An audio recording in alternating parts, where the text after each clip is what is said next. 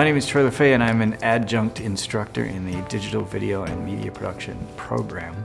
I've been making films since I was about 15 and I went to film school at the University of Arizona. I've worked in pretty much every industry segment. I've worked a little bit in television news, some corporate video.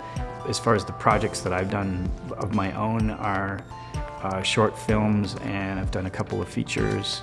Right now I'm one of the producers of a crazy puppet television show called Transylvania TV.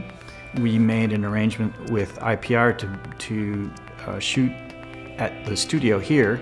It's great for us, first of all, because it gives us access to a studio that we ordinarily wouldn't have, particularly given the small budget that we have. It also provides a very practical, real-world work experience potentially for students to be involved, or even just to be able to observe something like that, especially something like Transylvania TV, which you wouldn't think is very different from a typical live-action thing, but puppets are very, very different than shooting with just people.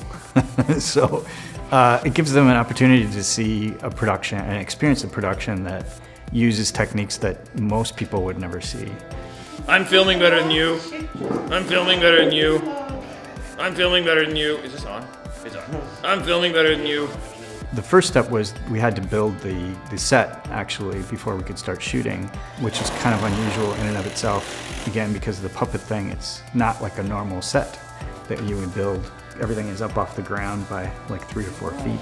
Then we also did a pre-light, so they got to work with our gaffer, and he basically walked them through why he would use this particular instrument and so forth. Because of the fact that the performers, the puppeteers, spend most of their time with their arms above their heads, as well as the fact that some of the puppets are basically kind of like wearing a hood, especially furry is really big, and the cloth basically comes down to Gordon's chest.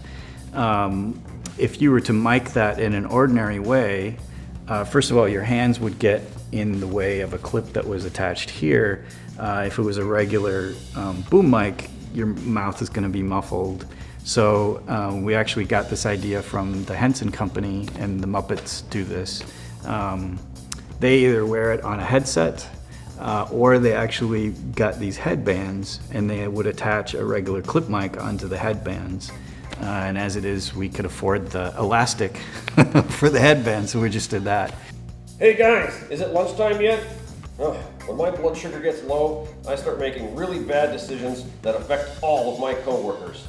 Puppetry is tricky in general in terms of bringing the character to life, but in terms of puppetry that's on camera, it's all about the eye line and being able to get the right angle as far as where the character is looking.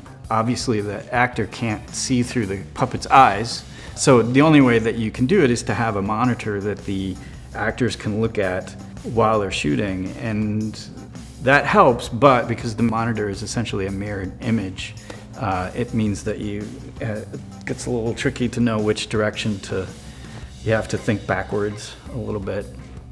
The other aspect about puppetry is that you kind of have to become this professional contortionist to be able to move your arm and hand in just the right way. And the other thing I've noticed that is really weird is, as a director and even as a writer, you can think of these bits of action that, for any other thing would be perfectly normal, like, oh, well, the character picks something up off of a desk and then looks at it and then hands it to somebody.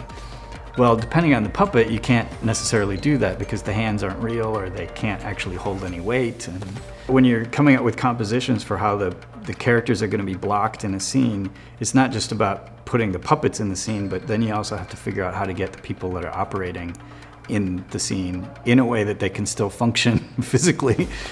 I think a person who would do well in this is someone certainly that's really motivated.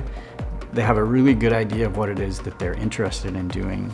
They have to have a passion. You have to kind of really love it. It's not really just a job. It's very much a lifestyle. It's a way of being. It's kind of something that you feel compelled, like I have to do this. I think part of what makes the reward is that it is pretty grueling sometimes going through the process of getting it done, but once you're able to see that finished product, especially in front of an audience, and you get that reaction, there's nothing like that in the world. That's a really, really awesome feeling. So, and it's worth it. All of that sitting around and waiting, long hours, all that is definitely worth it.